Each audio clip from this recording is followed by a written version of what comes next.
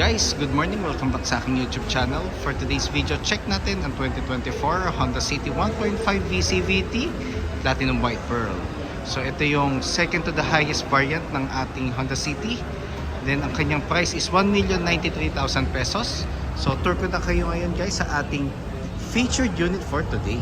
So ito yung kanyang front portion guys.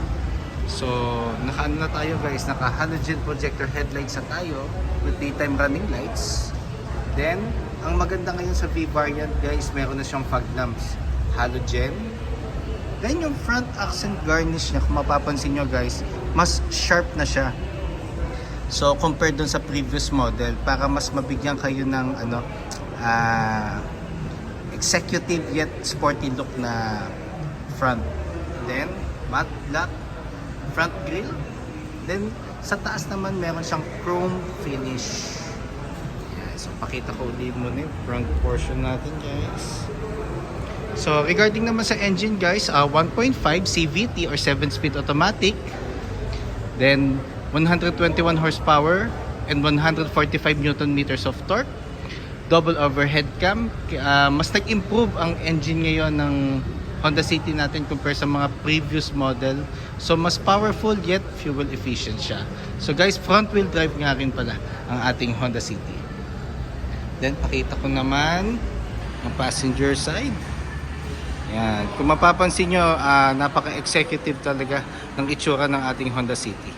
So tour ko na kayo ngayon sa ating alloy wheels. So sa alloy wheels natin guys, silver alloy wheels. Then the same time 16-inch ang kanyang size. Then ventilated disc ang ating brake sa harap. Then MacPherson strut ang ating suspension. Yan. Ground clearance is 134 millimeters. Side mirror is door integrated na, so iwas blind spot. Then with side turning lights. Chrome door handles with smart entry na rin nga pala siya guys. Yan. For the VNRS, smart entry na tayo. Then, ang ating brake naman sa likod is drum brake. Then, torsion beam ng ating suspension. Then, shark fin antenna. Then, sa back portion naman, naka LED tail lights na tayo. Then, iVTEC, Honda, and City emblem. Then, meron na tayong reverse camera. Ipakita ko nga rin lang pala yung kanyang back portion guys. So, regarding naman sa compartment, isa sa mga best asset ng Honda City natin. Very spacious cargo space. Yan. 519 liters of cargo space nga pala guys. Then, ang ating spare tire is donut type. Then nandito na rin yung tools niya like jack and yung mga mga tools.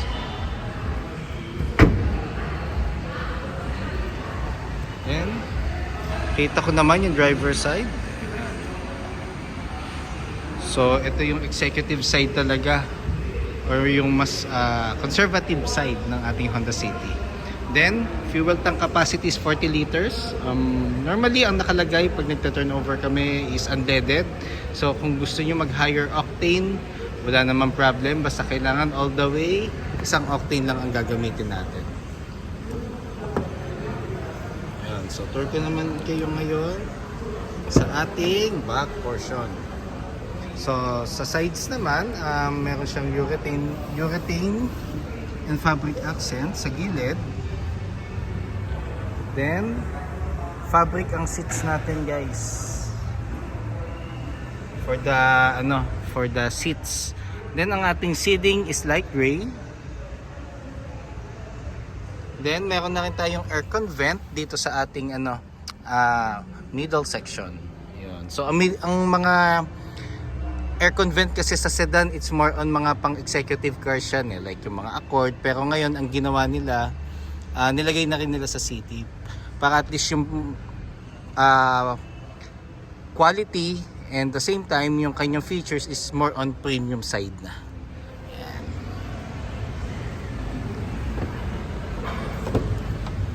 Then And dito naman tayo sa driver side. So guys, meron tayong power folding side mirrors. And meron tayong switch for the mirrors itself. Then yung knob para i-adjust natin kung saan kayo komportable. Central door lock and power windows. Then ito naman yung front seats. So guys, ang binibigay nga pala namin for Honda City pag mga freebies, normally car cover. Kasi meron siyang side airbags. Ayan. So, kung gusto naman natin ng seat cover din, normally we suggest magpa-customize na lang sa labas para at least kung gusto nilang ma-cover yung fabric material ng ating upuan. Then, tour ka na kayo ngayon sa harap. So, ang adjustment nga pala guys ng seats natin for the driver's side is manual adjustment pa din. So, dito tayo sa loob. So, ito yung steering wheel. So, meron na siyang leather cover. Then, meron na tayong audio control with hands-free telephone assist. Then, this is for the Honda Sensing and adaptive cruise control. Ayan. Then, for the panel naman guys, combination na siya ng analog and digital. So pag, ano nga pala to guys, equipped siya ng Honda Sensing. So pag Honda Sensing, normally ang digital panel natin sa center is equipped with colored features na. Yan. Then, push start button na siya guys. So start ko lang. So pag i-start natin sa sakyan, apakan na natin yung brake. So yun, so kung nakikita nyo colored na siya at meron pang door na hindi fully closed. So doon sa may likod ng driver side. Ayan. Then touchscreen audio unit with Apple CarPlay, Android Auto Ready. Then guys, pag Apple CarPlay, may option tayong wireless. Then aircon buttons natin, ito yung on and off. So ito yung fan, ito yung ventilation. Then ito yung thermostat. Then sa baba ng aircon buttons natin guys, meron tayong 2 USB ports with power outlet. So kung maglalagay kayo ng dashcam, plug and play. Yan, dito. Manggagaling yung power source. 2 cup holders guys. Then meron tayong icon button. So pag in-on natin ng icon button guys, pinopromote niya ang fuel efficiency. So kung more on city driving, di ka naman nagmamadali, pwede mo siyang on. At the same time, pag na-stuck ka sa traffic and very slow moving, yan. So, mas ideal i-on yung icon button para at least mas efficient ang consumption natin ng gasolina. Yan. So, tapos sa transmission, meron tayong hole dito kung mapapansin nyo. Diyan nyo ilalagay yung manual key ng smart key. Pag na-discharge yung battery nyo, diyan nyo ipapasok para at least ma-shift nyo lang yung transmission to neutral. Yan. Then meron na rin tayong light sa transmission. Pero sinasuggest ko lagi, dito na lang tayo sa panel titingin. Ayan, may gear indicator naman siya sa left side ng ating panel. Then handbrake. Then armrest. So fabric siya. Then console box.